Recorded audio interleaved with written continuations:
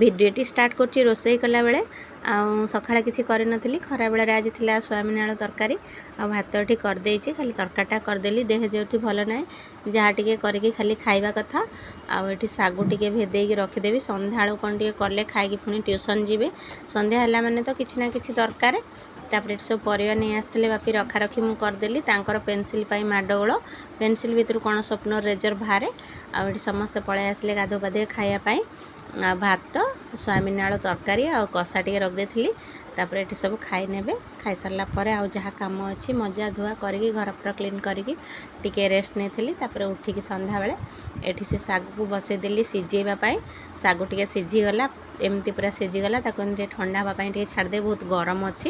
ତାର ସିଝିଗଲା ପରେ ଏଠି ମୁଁ ଗୋଲ ଗୋଲ ବଲ୍ କରିନେଲି। ସସ୍ପେନ୍ରେ କ୍ଷୀର ଥିଲା, ସେଇଥିରେ କାଜୁ କିସମିସ୍ ଅଳେଇଚ ଗୁଣ୍ଡ ପକାଇଦେଲି। କ୍ଷୀର ଫୁଟିଲା ପରେ ଏଠି କରିଦେଲି, ସେ ଖାଇ ଦେଇକି ଟ୍ୟୁସନ୍ ପଳେଇବେ। ଭିଡ଼ିଓଟି ଭଲ ଲାଗିଲା